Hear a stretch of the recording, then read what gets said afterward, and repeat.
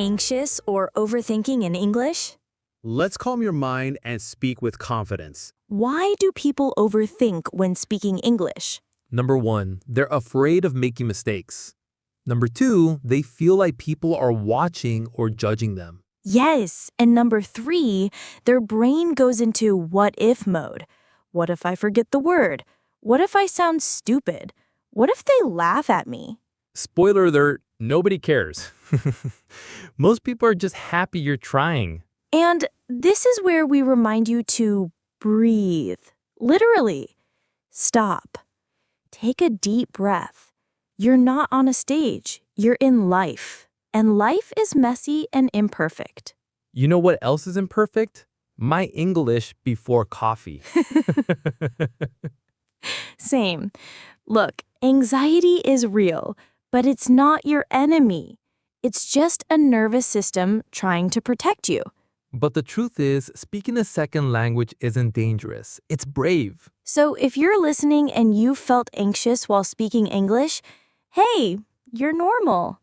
Actually, you're awesome.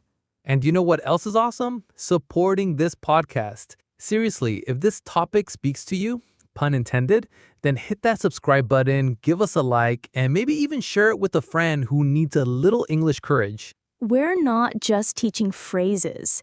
We're building confidence, and that starts right now. Let's go deeper. Ready, Ella? Oh, I was born ready. So, overthinking, the silent killer of fluent conversation. Exactly. You're in a conversation, someone says, "Hey, what's your name?"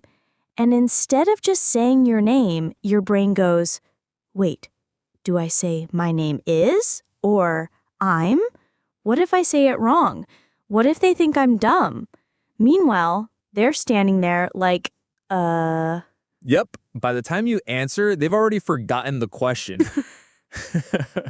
That's the power of overthinking. It slows everything down. Let's get technical for a second.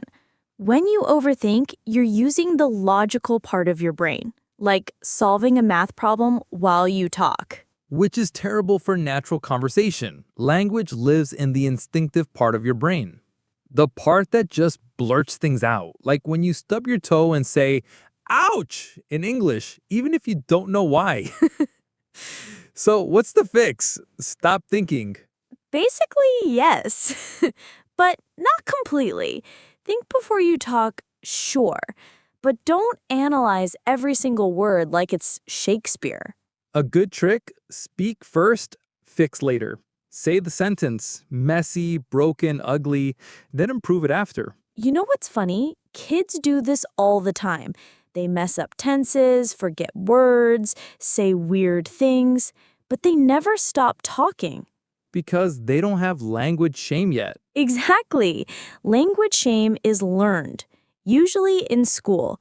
Your grammar's wrong. That's not the right word. Suddenly, you're scared to open your mouth. Let's unlearn that. From now on, making mistakes equals progress. Yes, every awkward sentence brings you closer to fluency.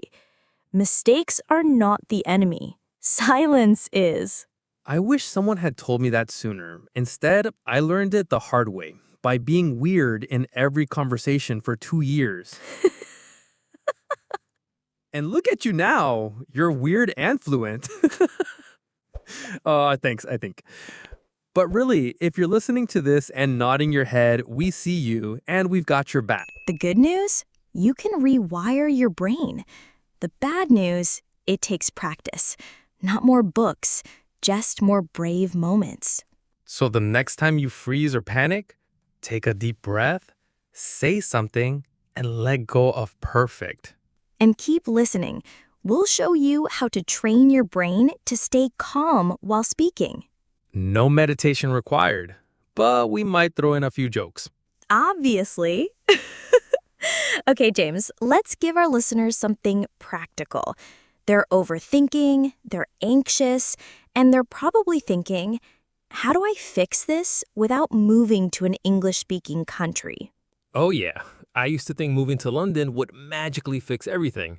Spoiler, I just ended up overthinking in London. Right, because it's not about location. It's about habits. And here's the golden rule. Your brain learns what you do often. So if you practice fear, your brain gets really good at fear. But if you practice calm, your brain builds calm muscles. Exactly. So step 1, get used to discomfort. It's like going to the gym. At first, everything hurts. Yeah, especially your pride. Speak out loud to yourself. Seriously. Describe your breakfast. Talk to your plants. Pretend you're giving a TED Talk to your cat. My cat is fluent now. I'm not even joking. Another trick? Set a timer. Talk for 1 minute about anything. Don't stop. Don't edit. Just go.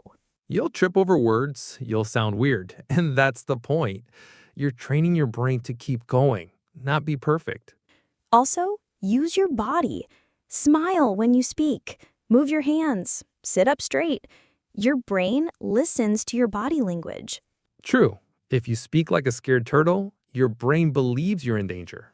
But if you act confident, even fake confidence, your brain goes, "Oh, we're doing this now? Okay then." And here's a personal tip.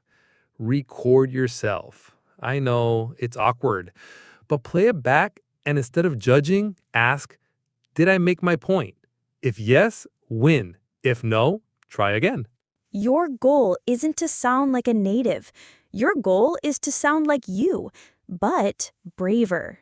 And speaking of brave, this might be a good time to remind everyone, if this podcast helps you feel braver, hit that subscribe button, give us a like, and share it with someone who overthinks in English. Yes, help us grow so we can keep helping you. Plus, when we see a new subscriber, we both do a little happy dance. Okay, now we'll talk about a big mistake learners make when they feel nervous. It's something we've both done, and it can ruin your confidence fast if you're not careful. Don't worry, we'll show you how to avoid it and what to do instead. Okay, let's just say it out loud. The number one confidence killer is trying to translate in your head. Oh, yes, been there. You're in the middle of a conversation and your brain's like, okay, think of the word in your language, now translate it, now check grammar, now panic. It's like trying to dance while doing algebra. You're not going to enjoy the music. And you know why we do it? Because school trained us to translate, analyze, memorize rules, not actually speak. Right. You're not a translator. You're a talker now. So we have to change the way you practice. Here's what helped me stop translating. Start with phrases, not words.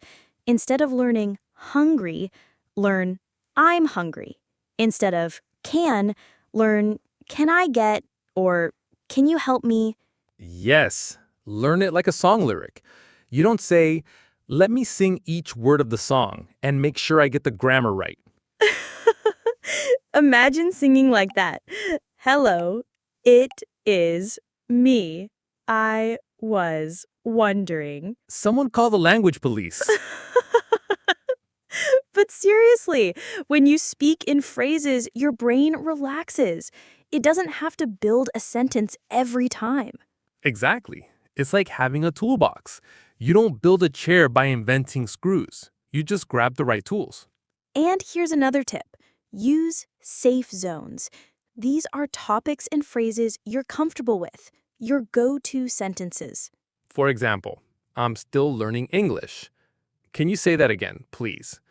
Let me think for a second. Boom. These are confidence tools. You don't need to impress. You need to connect. And if someone speaks too fast, say, sorry, that was a bit fast for me. It's not weakness, it's communication. Also, please don't apologize for your English every 2 seconds. It's like going on stage and saying, I'm not good at this, by the way. Let people decide for themselves. Yes, and here's something we all need to hear. Fluent people don't have perfect grammar. They just keep talking, even when they mess up. You'll hear mistakes in this podcast too, and we're okay with that. Because communication isn't about being perfect. It's about being real. And speaking of real, we're going to get personal. Yep, we're sharing our biggest meltdown moments with English anxiety and how we got through them. So, if you've ever cried after a conversation or avoided talking completely, you're not alone. Stick around. We're going deep, but in a good way. Okay, James, I think it's time we embarrass ourselves. Let's talk about our worst moments with English anxiety. Oh boy, do I have to? All right, here's mine. Years ago, I was traveling and had to ask for directions in English. I wanted to say, "Where is the central station?" But I said, "Where is the century situation?" No, that sounds like a time travel emergency. The guy looked at me like I was from another planet. I panicked. I ran away. But later, I laughed about it. I realized nobody died. It's just English. Exactly. And mine was even worse. I once told a guy I'm pregnant instead of I'm embarrassed. Oh my God. That's not anxiety. That's a plot twist. Yep, my brain just picked the wrong word in the heat of the moment. But guess what? I survived, I'm still here, and now it's a funny story. That's the point. We all mess up, but every mistake is a step forward. The only real mistake is not trying. Yes, so let's wrap up with a quick survival checklist for anyone who feels anxious when speaking. Don't aim for perfect, aim for connection. Use phrases, not single words. Have a few go-to sentences ready. Speak slowly, breathe, smile, laugh at mistakes. They're your teachers. And remember, nobody is judging you as hard as you're judging yourself. Most people are just happy you're trying. Exactly. You're doing something brave, and we're super proud of you. Hey, if you enjoyed this episode and if it helped you even a little bit, please show some love. Like the video, leave a comment, subscribe to the podcast. And if you want to support us so we can keep making more, that would mean the world to us. We read every comment, we cheer for every new listener. You're not just learning English, you're joining a little family here. So keep going, keep talking, keep making mistakes with style. And as always, stay chill.